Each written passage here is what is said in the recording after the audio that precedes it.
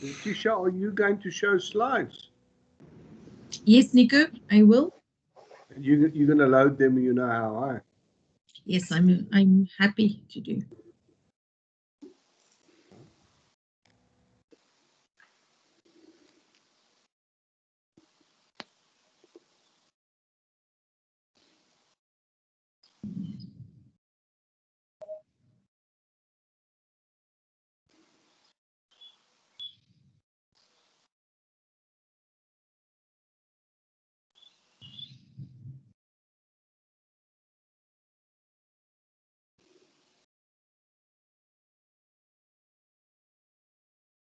Sorry, guys, we're just waiting for a few more people. We've got about 60 people indicated they're joining.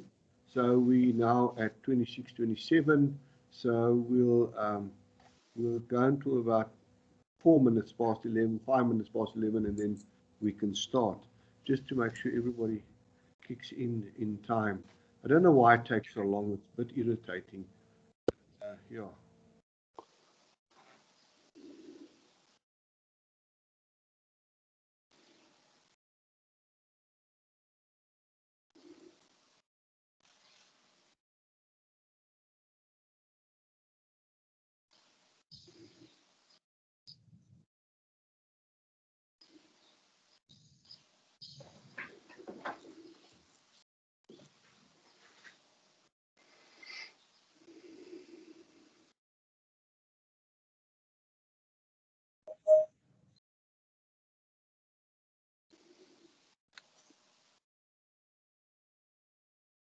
Hello, Johan. How are you?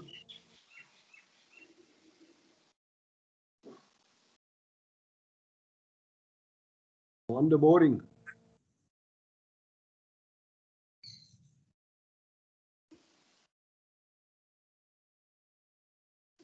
Good morning. How are you doing? I'm fine, Johan. Welcome. Thank you, Nico. It's nice to see you, man. Yeah, I haven't seen you for a long time. Yeah, true, eh? How's it going there by the union? No, we are blessed and thankful. Great, great. I see Thank you do you. still a lot of motorbike reach outs from the union side. Yeah, we had a good time. A lot of people contributed and assisted us with projects, so we are grateful. Just come and visit us here in Dalstrom, the bikes. Yeah, yeah, we must. Welcome, thank you. Yeah, thank you.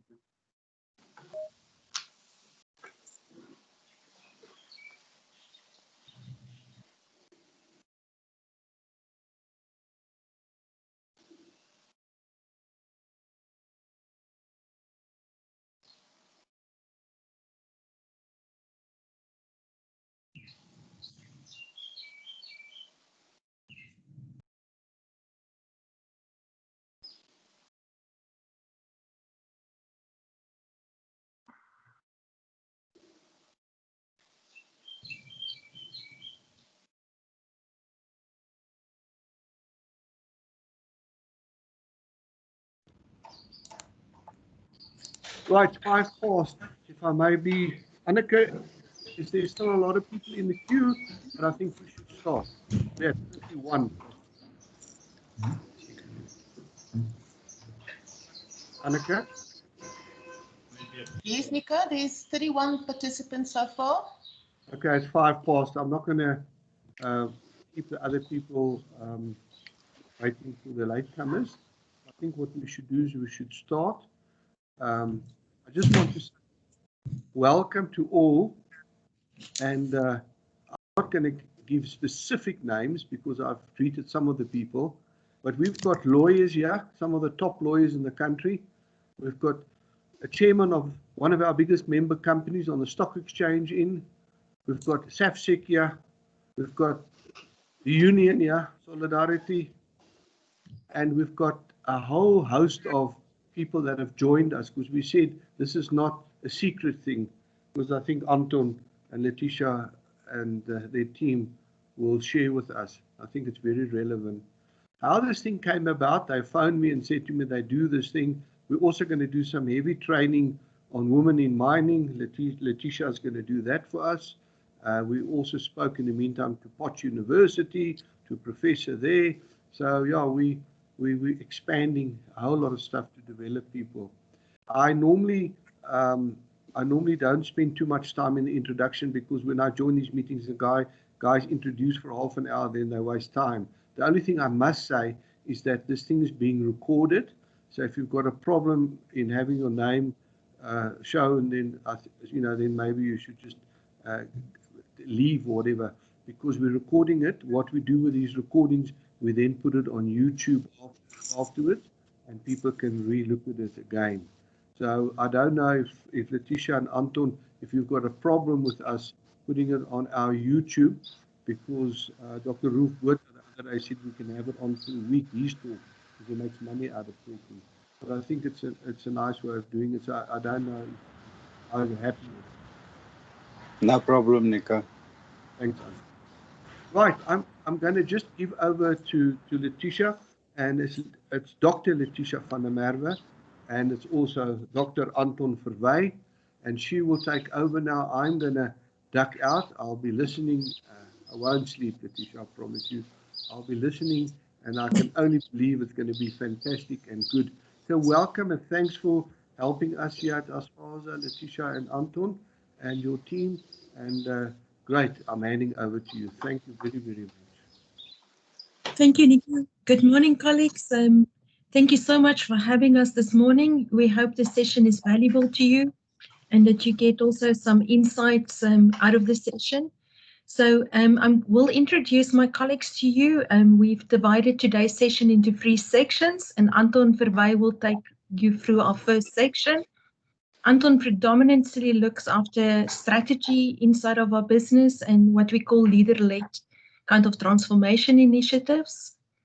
So please feel free that during this session to use the chat if you have any comments or any specific questions. However, when Anton has concluded his section, we will pause there for a moment and we'll allow you for questions or comments or contributions that you'd like to have, and then we'll move to the next section. For those of you that are unfamiliar with Teams, if you go to the top of your screen, you will see there's a little taskbar, and you will see there's a little bit of an icon that looks like a chat or a conversation kind of button. You can just click on that, and you're welcome to leave your comments or even your questions in there. Anton, I will hand over to you shortly, and I'm just going to share the screen. So thank you, colleagues, and hope you have a good time with us.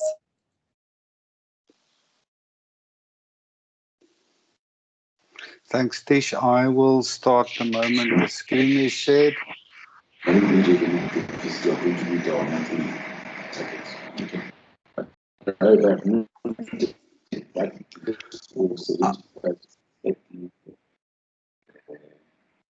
going to ask Letitia that people just mute themselves, if at all possible, just to get rid of background noise.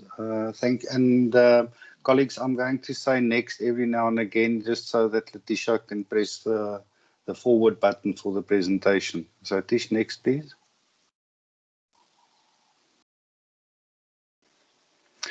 So Nico, firstly, thank you so much to you for affording us this opportunity. I think it's also just appropriate to say that there's absolutely no commercial consideration for this conversation. We also, as Innovate IQ, do not see it as a marketing or a sales opportunity. We do sessions like this for a variety of institutions simply because we acknowledge that we have a lot to be grateful for as a company and as individuals in the company, and that we have a responsibility to also contribute to getting organizations and individuals in a better place. So what I will do is just share with you a thinking framework of how one deals with black swans, and I'll then specifically also talk about just sharing a perspective on phases in which one deals with things from a pragmatic perspective. Johan Maritz, our colleague in Cape Town, will then just talk to some practical implementation guidelines. And Letitia will share with you then some examples of solutions that we've implemented in collaboration with clients.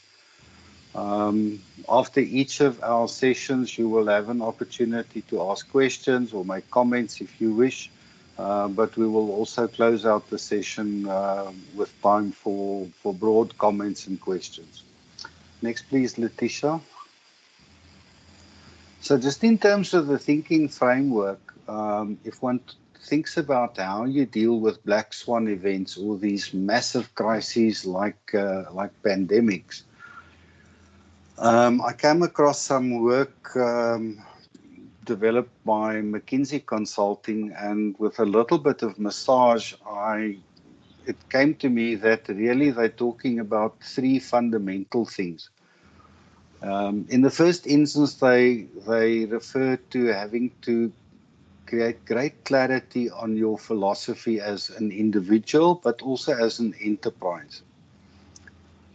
Because it's only once you've clarified the philosophy that you can really be specific about your decision principles. And specifically in that context, the things that we will not do or not do again.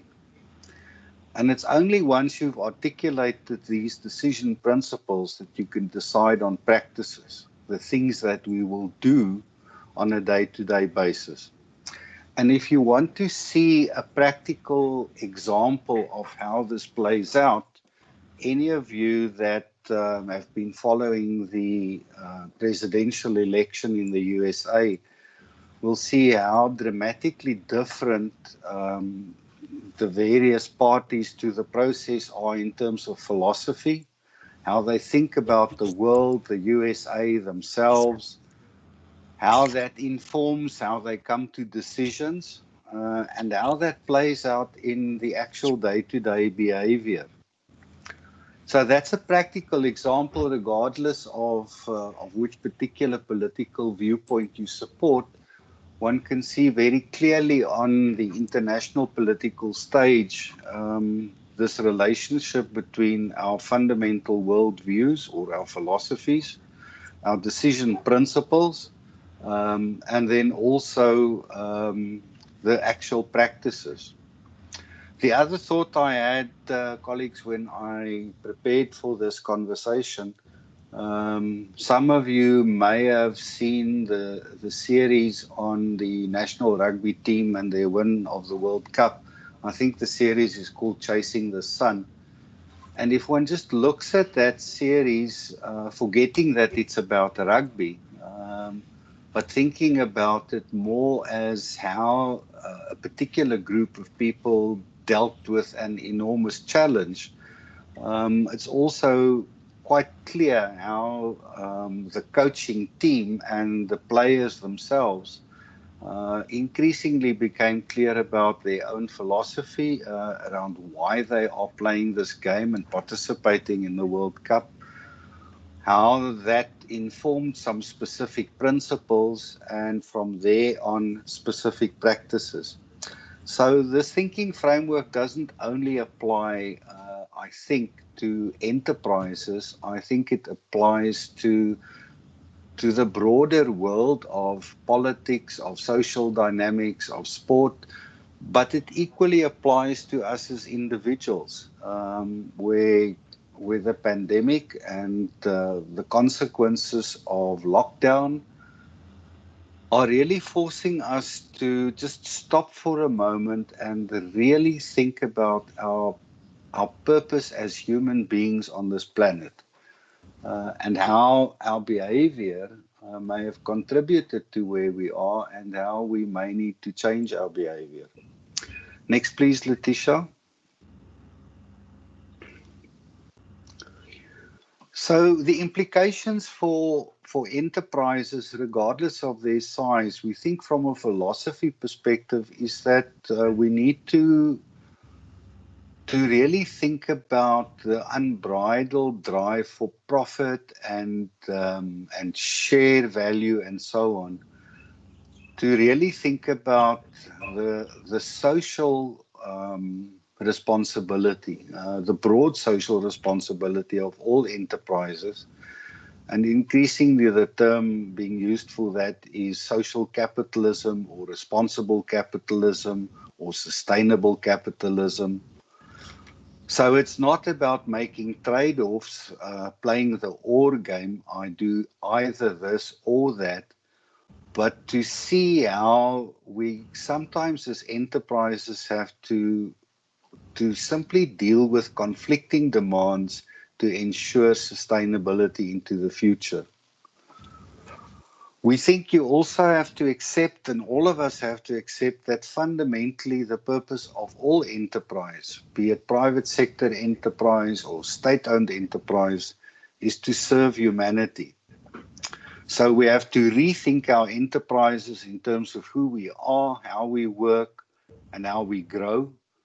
And obviously in this, one of the things we need to take cognizance of is the need to have a really purpose-driven customer playbook. And what we mean with that is that it is increasingly clear that consumers and customers are aligning themselves with enterprises that have a purpose beyond profit. We also need to accept that there will be no return to normal. It's a figment of our imagination. So to some degree, we all have to reimagine not only ourselves, but also our enterprises. So if you have clarity on that philosophy as an executive leader and as an enterprise leader, the principles to us seems to be that one increasingly needs to think about your enterprise as part of an ecosystem, however small or large it may be, and how within that ecosystem your agility and adaptability becomes mission critical. We strongly believe in Innovate IQ, and there's lots of evidence for this across the globe, that we simply cannot work in silos anymore, and that the entire world has become a network of networks, and that is just a reality of how we are going to craft our own new futures. The other thing which is increasingly clear is that we can't have just-in-time supply chains only. We need to have just-in-case supply chains. And I was chatting to one of our clients yesterday about the possibility, and I'm not predicting anything, I'm not adding a probability, but certainly if you look at the second wave of COVID in Europe and North America, we must at least entertain the possibility that by March, April next year, South Africa may also be faced with a second wave of COVID and the consequential actions that we all need to take. And that obviously has implications for how we think about our supply chain and stock levels. From a practical perspective then, if one has clarity on the philosophy and principles, how do we rebuild our operations in terms of having an agile operating model, building operational resilience, how we can leverage the fourth industrial revolution, artificial intelligence, machine learning, just to make our processes and our end-to-end value chain more robust and more agile. And increasingly, we are going to have to increase the capital and operating expense transparency.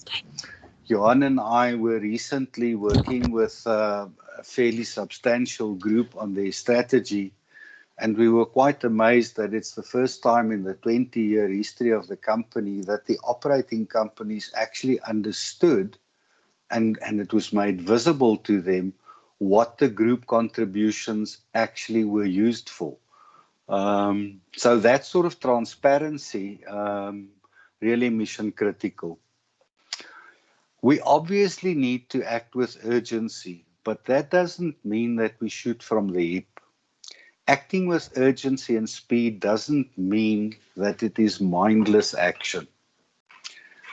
We obviously need to accelerate digital adoption.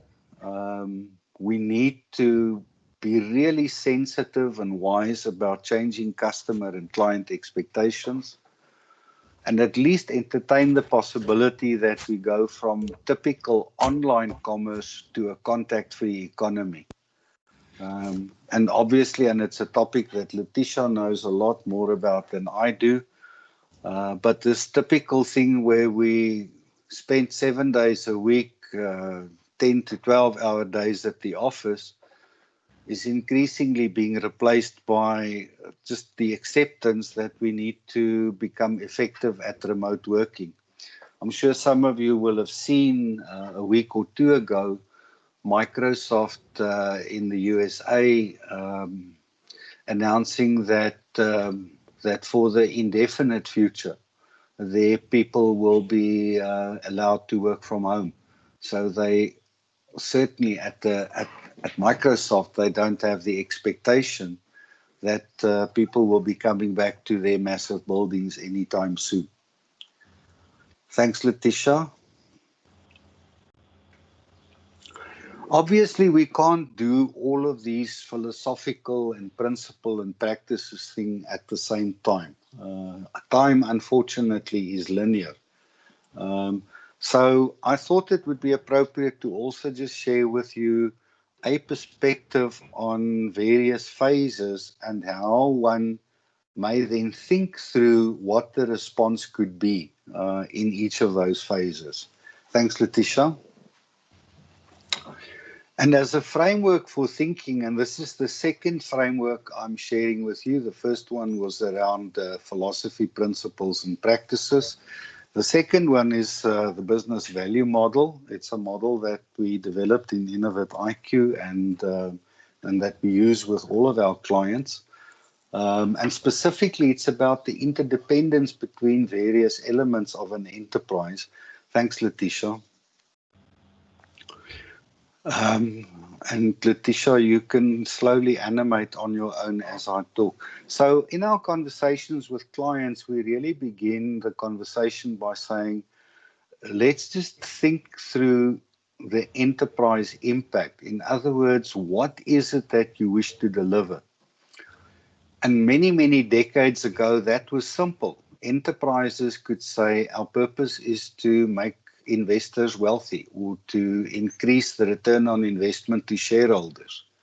It's become a lot more complicated than that, and where we have to think about enterprise impact beyond purely financial terms, but also to broader social, environmental, and other considerations. And that is not to say that you should not perform financially. It's just suggesting that that could not be and cannot be the only or even the most important criterion. And if you accept that principle, then logically you have to think about all stakeholders to your business, not only customers or clients. Because the impact and stakeholder delight will determine your corporate and brand reputation. And fundamentally, from a sustainability perspective, that is your only tradable currency. That's what you buy your sustainable growth with, is your brand reputation. And given that context, strategy then has to simultaneously address that purpose beyond traditional business benefits, but also a fundamental rethink of the economic or the benefits engine of your enterprise. How we make money is changing. But strategy, rethinking and reimagining requires leadership at all levels of the enterprise with a very different mind, heart and skill set. It also requires enterprise architecture that is simultaneously agile and flexible, but also stable and predictable.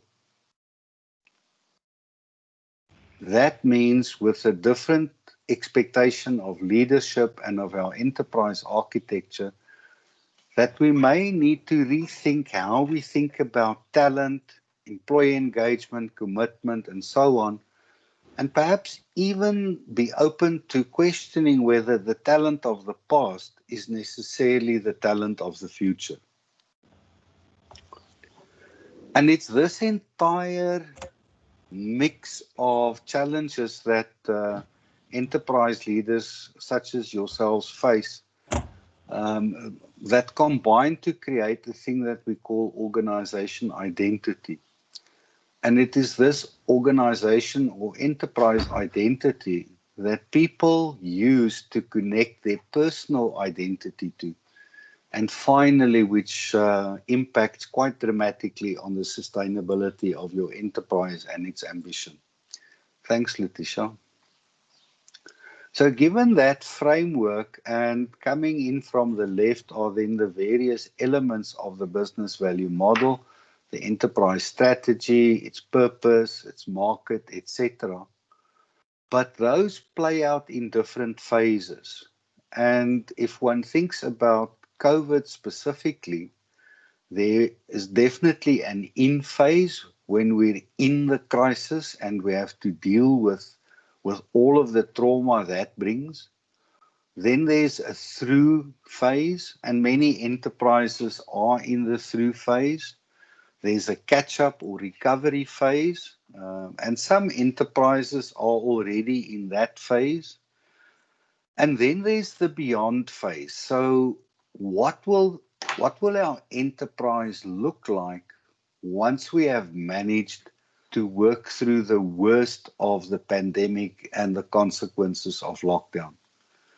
And there, our fundamental assumption at Innovate IQ, but also with some of our clients, is to say, well, let's at least accept that there will be no return to what was normal pre the pandemic. We are all in a different place. All our enterprises are in a different place. And the option now for us in terms of the beyond is to reimagine and then create that new future. In these phases, there's an element of logical and rational thinking, but we would be remiss in our responsibility to you also to not acknowledge also the deep psychological and social impact of this. Thanks, Letitia. And through each of these phases, Letitia, you can again slowly animate, I think. Thank you. There's the fundamental question of how we prepare ourselves and other people, whether they are employees or customers or partners in our business, providers, to deal with a sense of loss. So sorry, Tish, go back. In the in phase, how do we ensure coherence and solidarity? How do we define our enterprise purpose beyond profit? In the through phase, how do we build individual, team, and enterprise resilience and agility? How do we adjust our value proposition? How do we refine in the catch-up or recovery phase our enterprise and individual resilience? And already accept, and this is not being negative or anything, that in the beyond phase, we already need to plan for more black swan events and systemic impacts. And again, this is not a prediction. It's just being reasonable and say this at least is a possibility. So when we talk about individual loss, what is it that we're really talking about? Thanks, Letitia.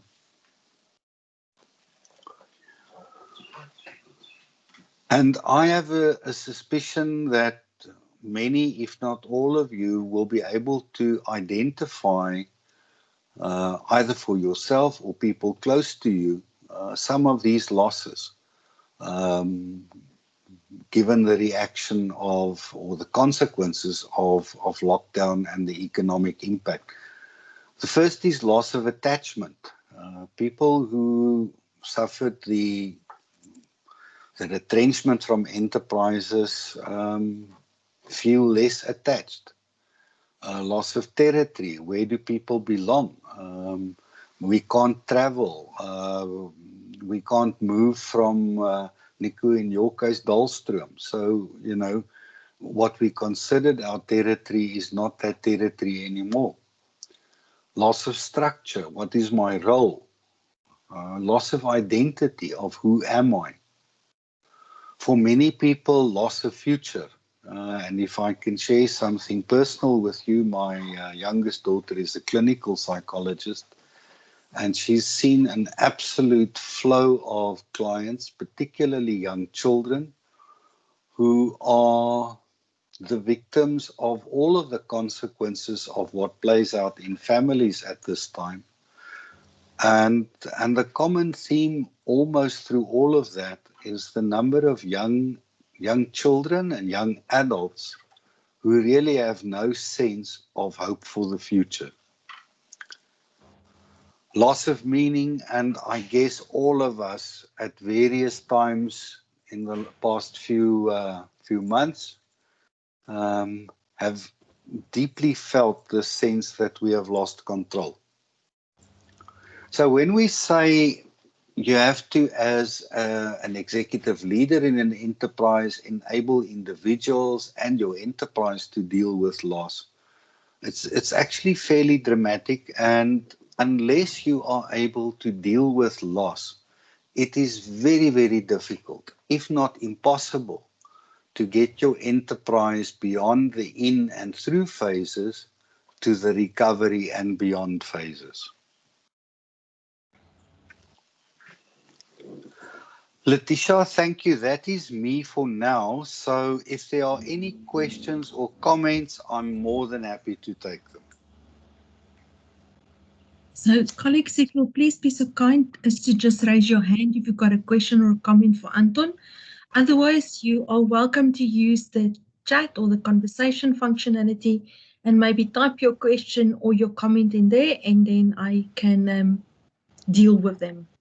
So if you don't know how to raise your hand, you just go to the top of the taskbar. There's a little hand icon. You just click on it, and it will indicate to me that you've got a comment or a question. Or please feel free to use the chat.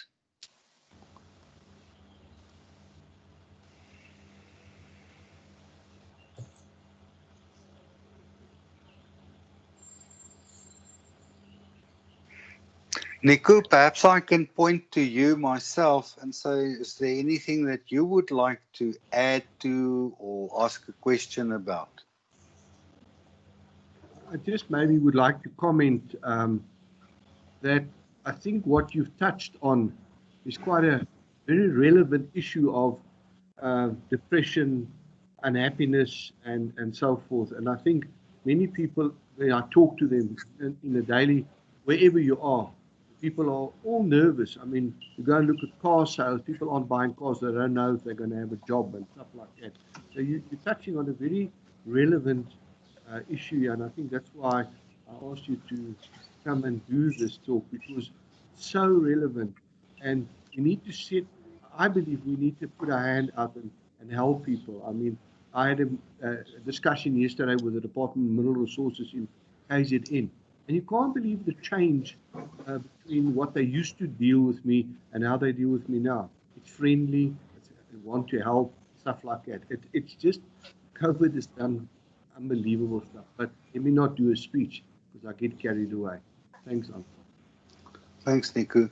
Yeah, and I guess, Nico, in a way, one of the things the senior executives of enterprises, what makes it a little bit more difficult for them is that whilst undoubtedly, and I agree with you, they have a responsibility to help their people work through these fears and anxieties and concerns and sense of loss, is that we shouldn't underestimate that the self-same senior guys may go through exactly the same emotions themselves. This is stressful for all of us. We're not in the same boat, that is true, but we are definitely all in the same storm.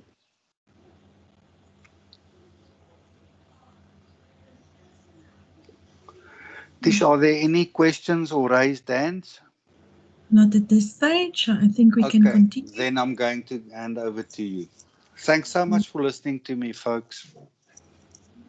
colleagues, if something crosses your mind, please feel free to put it into the chat for us as well. So I'm going to hand over to our colleague Johan Maritz that will share with you a little bit in terms of practical implementation. So we've dealt with thinking frameworks and how you can think through these different phases. So Johan, thank you. Some input in terms of practical implementation. Thank you, Letitia. When we look at practical implementation, we are going to look at how we deal with loss to build a resilient community. We're going to look at how we focus on the market and the customer, and then impact beyond profit, economic engine, cash, and how do we move from plans to action. Thanks, Letitia. So Anton touched on this, but I'm just going to take it a little bit further. For everybody that must constructively contribute and that must collaborate on this journey that we are all faced with, we must create a safe space and we must help them to deal with the individual and the sense of loss. We must do that first. It's very difficult to make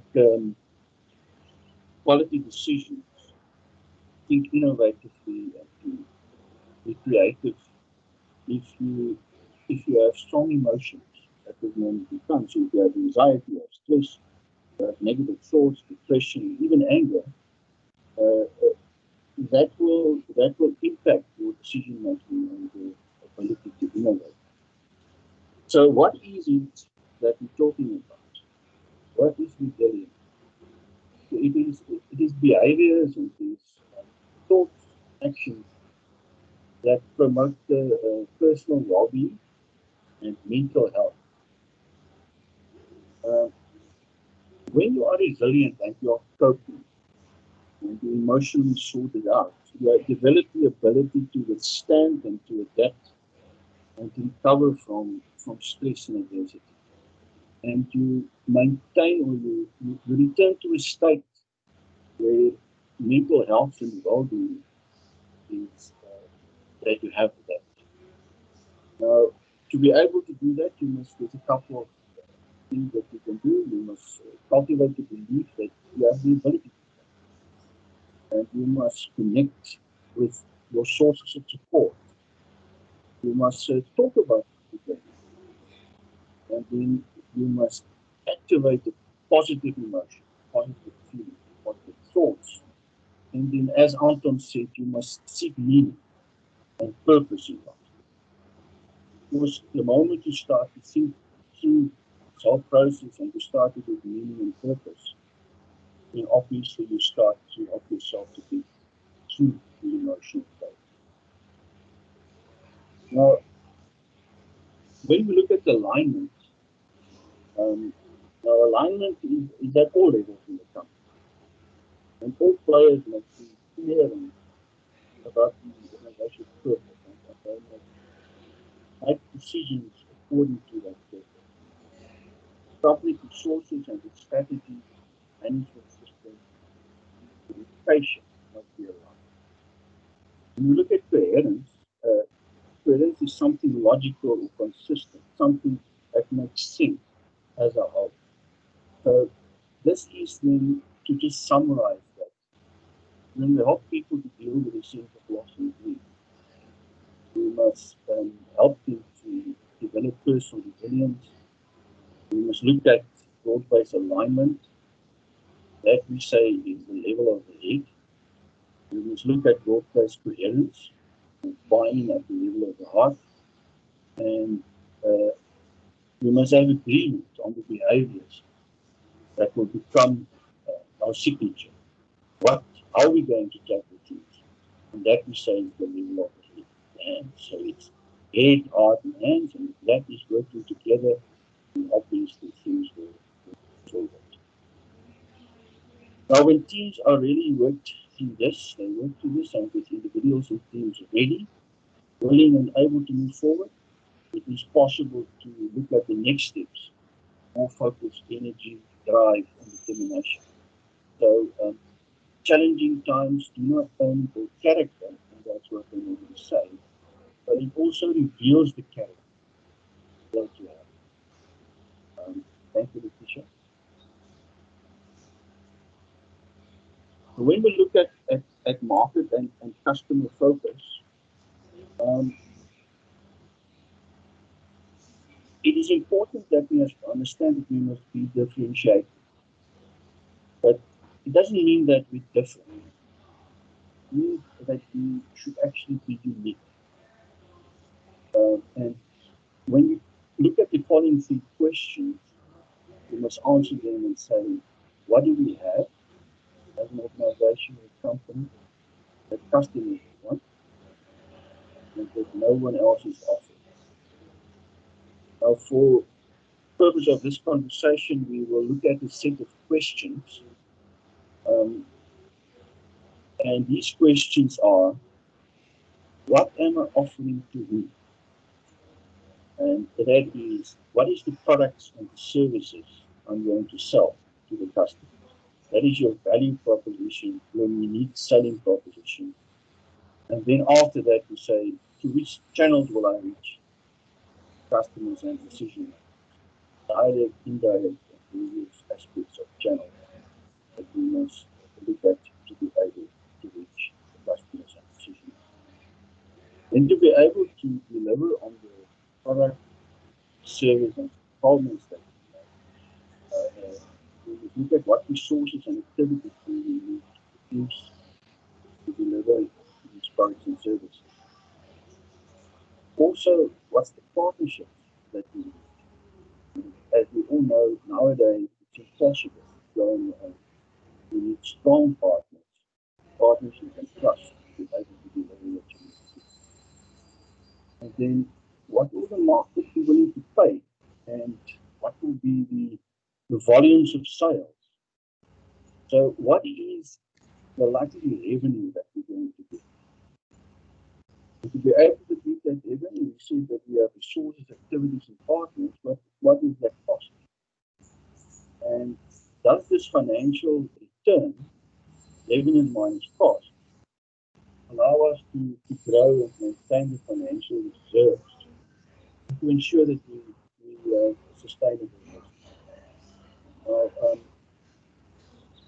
When we answer these questions, the most important question to ask, and that is what Anthony alluded to previously as well, is that the company and its purpose. Will the company allow me to live and achieve my personal objectives? And that's a very important question to ask.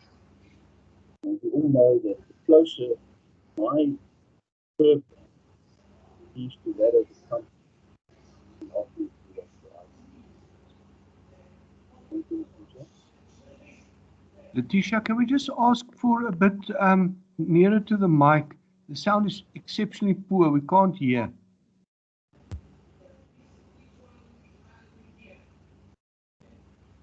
Johan, if you can maybe just, people are really struggling to hear, struggling with the audio. You can maybe just get closer to your mic. Okay, I will also talk a bit louder. Impact beyond profit. Is that better? Deeper?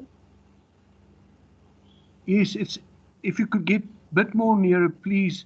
It's just breaking up and it's not very clear. It's such a good talk, but we're missing it. A lot of us is missing it.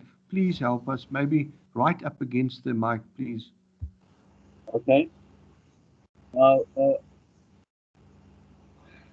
if we think about the impact of my business beyond profit, it is good to begin by exploring who will all my key stakeholders be.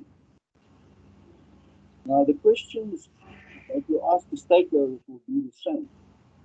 And that is specific.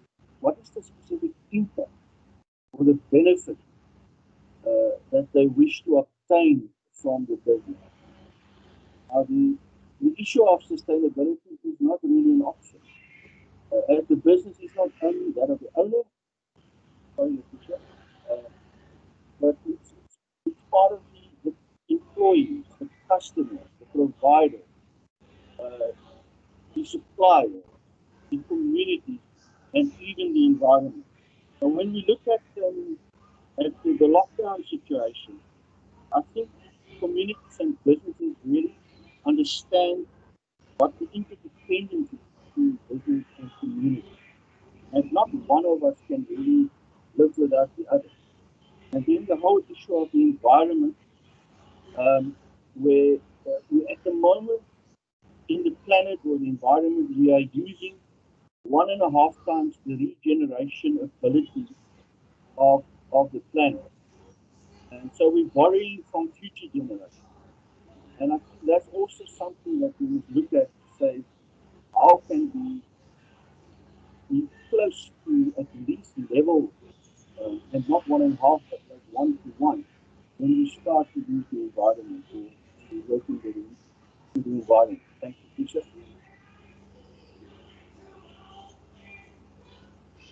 Now, the other thing that we were looking at is the economic engine, and there you can save cash. Now, there's accountants that will find thinking a little bit strange. Our point of departure is that the only thing that matters in business is cash flow. That's the money we need to implement our strategy.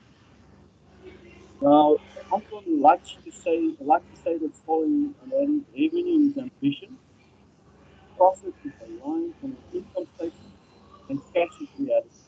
Like that is the only thing I think companies found that out during lockdown.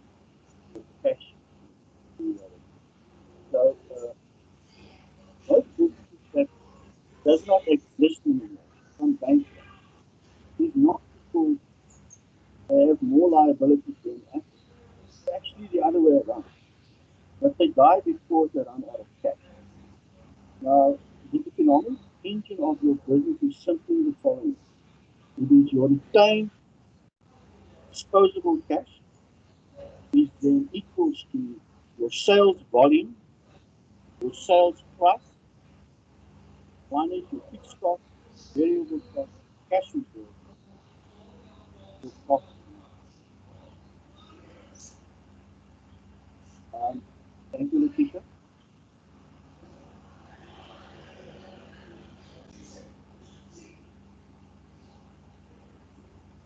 Okay.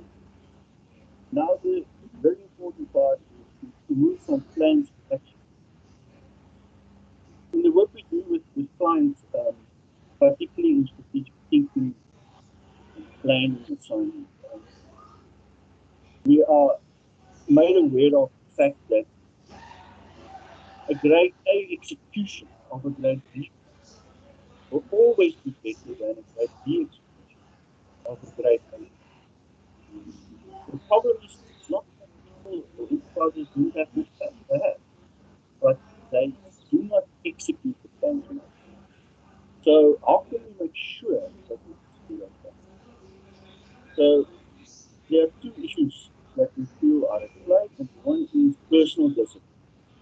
Each of us must be disciplined to stick to our commitments to yourself, commitments to others, and there's no one else that can really do that for you, that take care of that. The business discipline to make sure that you have the required business capacity to execute the plans. Now that links back to the business value model that Anton showed you. So do we have the business capacity to execute on all those plans? Do we have the required people or talent to perform all of the work to achieve, to make sure that we're sustainable in the future?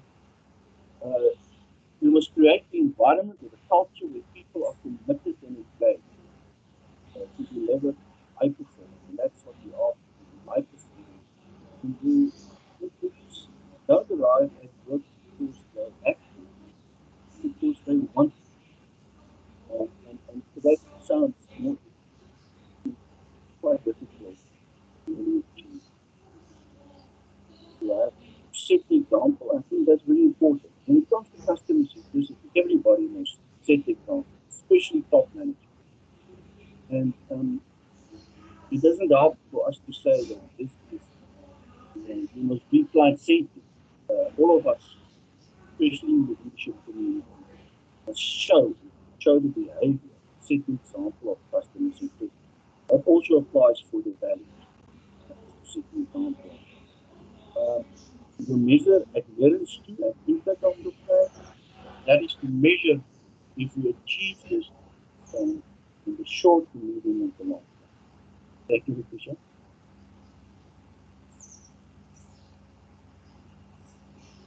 Now, we're going to propose a simple tool, but we think that's really powerful to help you to think about certain things. And it's in the matrix at the bottom there. And we would suggest that you, as a point of departure, you look at just 3 actions per question or per column. But then when you identify those actions, to be really committed and to really follow through on it and to put every ounce of energy, every bit of energy that you have, to put behind it to implement it. So I'm going to read the questions, and unfortunately, it won't help if I keep the time because there's lots of thinking that is going into it. But I'm just going to read it to you. What must you start doing in your business that you have not done before, that will add meaningfully to the rebuilding of the growth of the business? So what must you start doing in the business that you've not done before, that will add meaningfully to the rebuilding of the growth of the business? So you must identify thinking, sitting a team and thinking workfully. What must you stop doing in your business that have not worked in the past and do not add meaningfully to the rebuilding and growth of the business? So stop doing things that's not working anymore. And then finally, what must you continue doing in your business that you have done before and it has worked? Add meaningfully to the rebuilding and growth of the business. Not all we've done in the past is bad, is working. So we must identify those. So I think it's 3 simple questions that will really help you improve the thinking in your business. Thank you, Letitia.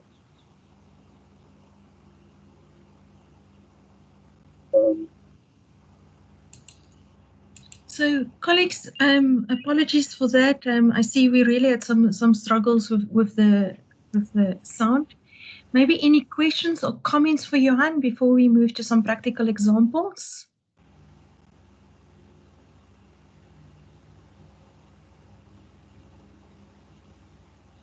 Okay, it seems nothing at the moment. So,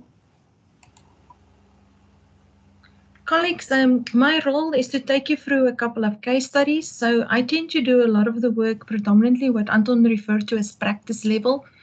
So once we had conversations around the philosophy and the principles, how do we align that in from a practice level? And I will share with you a couple of case studies in terms of some of the work that we've done. And I'd like to start off with one of the examples in terms of the Mine Workers Provident Fund.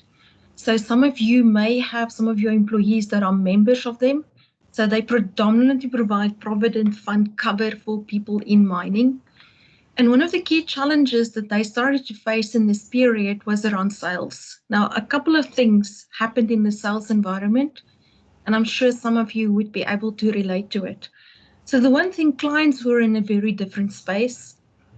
Especially in April, we started to find people got anxious, they hold on to money, they didn't want to engage with you from a sales perspective, and they themselves were quite in a space of anxiety and worry in terms of their own livelihood. The second thing that we started to find in the sales environment is the day of pushing product seems to be gone. So predominantly salespeople in that environment would have a list of product or services and went to people in the field and say, please buy our products. So the easiest way to explain to you what I mean here is that we sell a bunch of drills, and you go into builder's warehouse and someone described the features to you of the drill, and then based on that, you tend to make your decisions. What we started to find is that the concept of value became a lot more important to people. And what the Mineral Council, the Mineworkers Provident Fund, started to realize, it was not about selling the features and the benefit of the Provident Fund, but actually what I refer to as the hole in the wall. You don't buy a drill. What you're buying is something that will help you to have a good and a solid hole in your wall.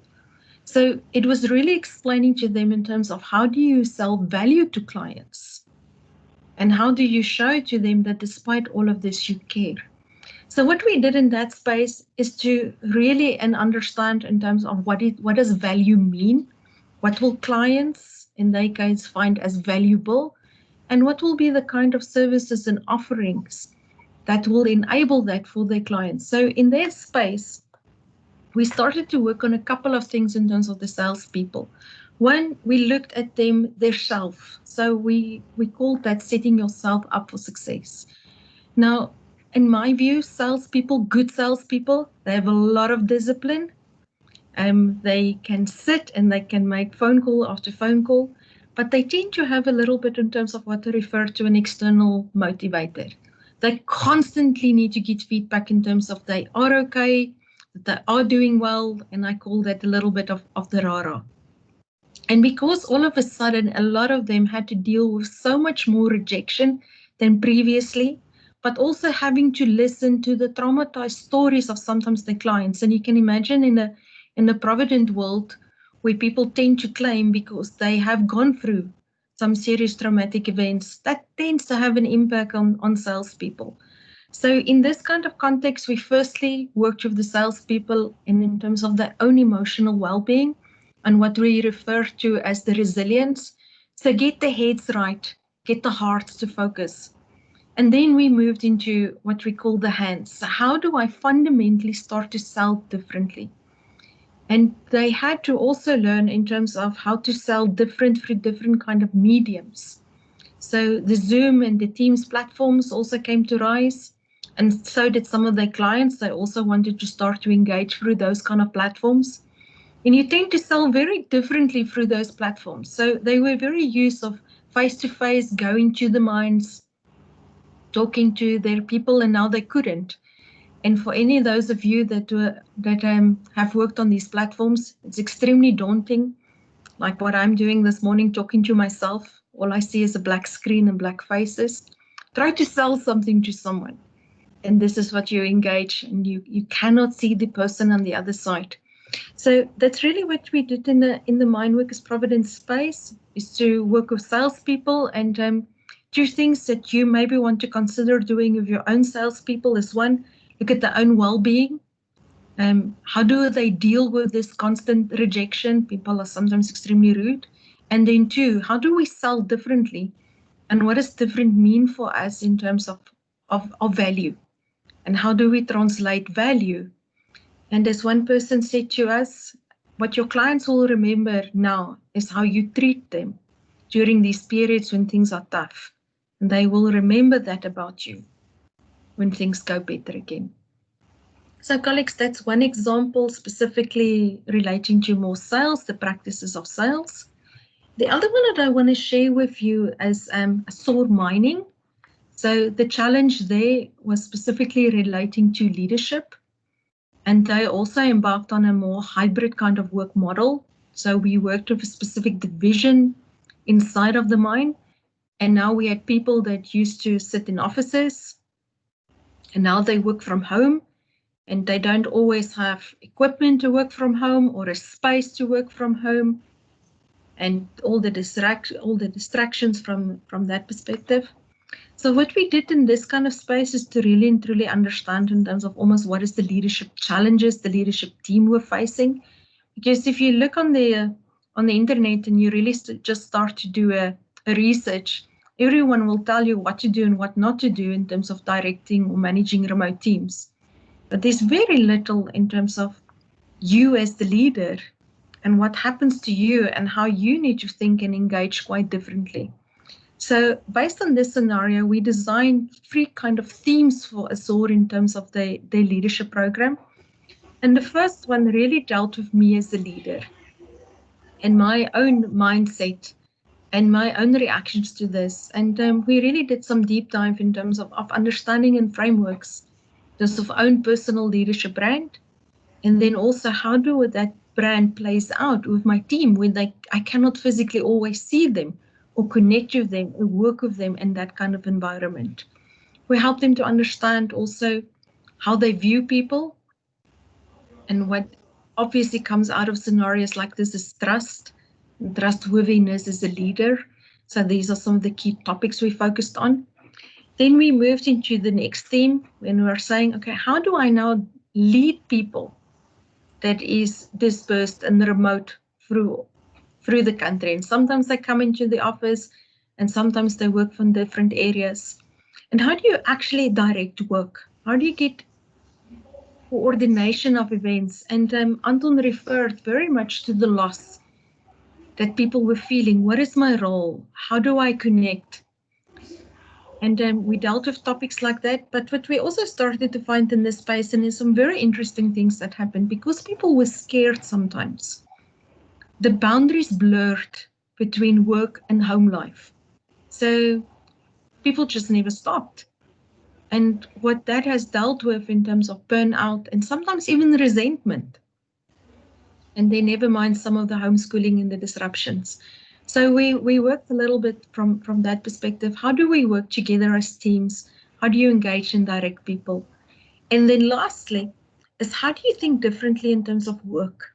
Because if we have to work remotely, and we are now really dependent on one another, and we cannot always see or control, how do we do that?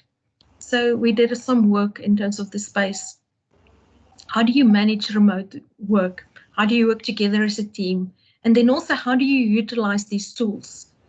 Because I don't know about you, but Zoom fatigue, or I refer to it as Zoombies, becomes quite real. You move from the one meeting to the other meeting.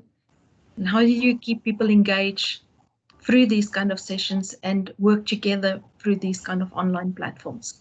So this is the kind of work that we did in terms of that system, was to really help people to deal with leadership challenges. So what you may want to consider in your own business when you focus on equipping your leadership is equipping me as a leader myself.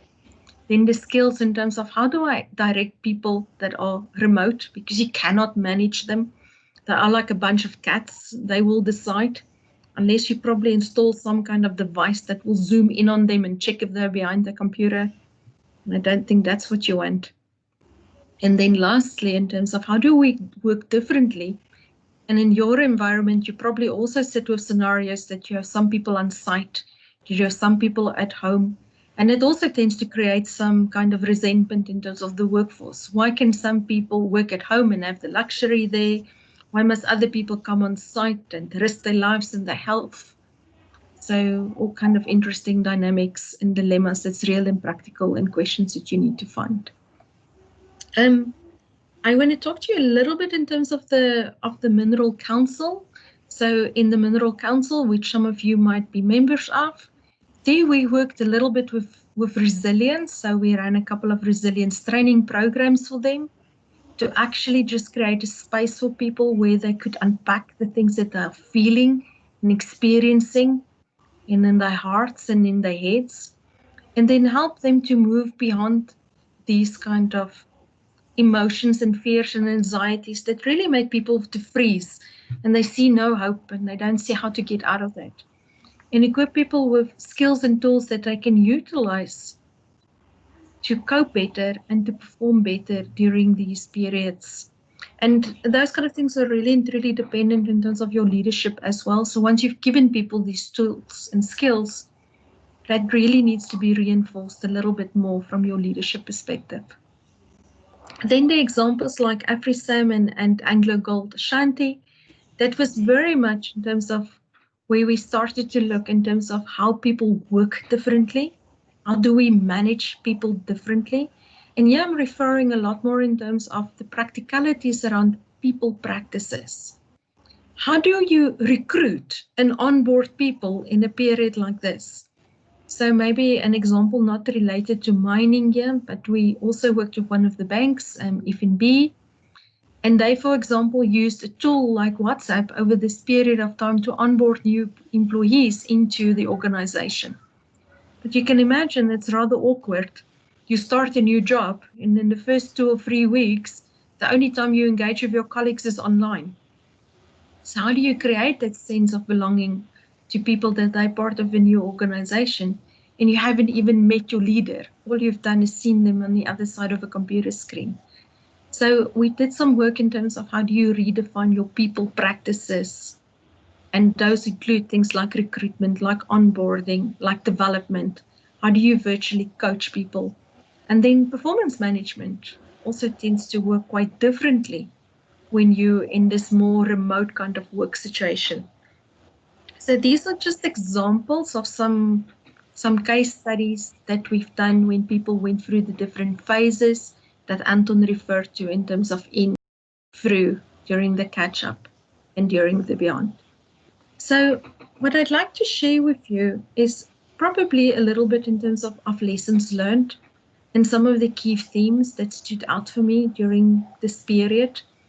And hopefully some of this might be valuable for you during your Black Swan events, current, past, and future. And one of the key lessons that I've learned in this journey is that what seemed to work in the past doesn't seem to be that relevant. It really asks of us to think differently in terms of how we think about people, how we think about work, and how we think in terms of organizations. And when we start to implement any of these kind of journeys, whether it was for people to understand new ways of sales, whether it was for leaders to understand new ways of leading people, we started to find that there's no magic wand you can wave and put people through a one-day workshop and then the other end day would be perfect and they would just apply what we've taught them. What we really learned is that during these events, you need to prepare to walk a journey with people. The ADKAR model may be useful to you, and you need to create with people an understanding of why things are changing and what is the impact for them. And then it's like creating that desire or that need for people to walk this journey with you. I don't think in this day and age that people really have a desire to change. I think what is happening in our world, the pain becomes so much that what they are after is you giving them the skills and the knowledge and the know-how, and sometimes just the shoulder to deal with these kind of things. So the traditional journeys around desire and creating that need to change, I think, has disappeared. It's more about creating hopeful people and giving them tools, giving them the knowledge and the ability, and then the constant reinforcement of that. So, colleagues, what we tend to do is when we work with these leadership kind of programs, we tell people that what your employees want from you is only 3 things as a leader. There's only 3 things that they need. First of all, they need of you to tell them what they need to do and give them some guidance in terms of how will it work. They want some predictability and some certainty in terms of the work and how it will work and how we will work together. Then what people want from you is they need to be able to trust you as a leader, and they also want you to trust them. I've never in my whole career met someone that raised their hand and say, I like to be micromanaged. Yes, some people need a little bit more structure and need tighter controls than others, but I've never found someone that says, please check up on me every 5 minutes of the day. So that whole concept in terms of you as a leader being trustworthy and employees that you need to trust that they will get on with the job. And then the last thing that they want from you as a leader is show me that I actually matter. Show me that you care about me. Show me that I'm not just something that brings in the money or something that are there to be productive. So when we deal with black swan events, what we start to find, the concepts around trusting and tending become so much more important. And your trust account in the past, so if you had a high trust account of your employees, will really help you through this journey, and you'll get their loyalty to help and support you as well. And how you invest in your trust account now will also dictate or have an impact in terms of how they will behave when you go through your next Swan event, and how you care about them and show that they actually matter, that their health and their safety is important to you, will also have an impact in terms of how they engage with you and how productive they are. So what we're urging you to do is, through these journeys that you walk inside of your organizations, is to really focusing on the concept around trusting and around tending, showing that you care. Because what the tasking and trusting kind of relationship leads to is better decision making, more appropriate decision making, if you get the balance between tasking and trusting right. And if you focus on the trusting and tending kind of relationship, you get alignment, the nice word coherence. We all work towards the same purpose.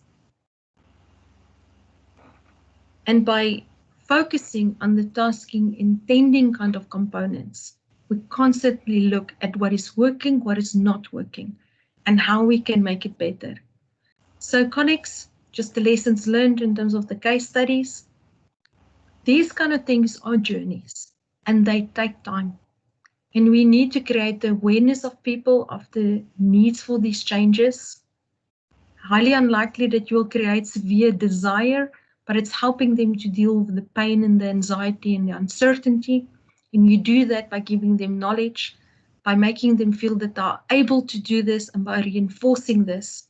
And then from a leadership perspective, the biggest gift you can give to your employees is to be a trustworthy leader and to show to them in practical terms that they matter and that you actually care.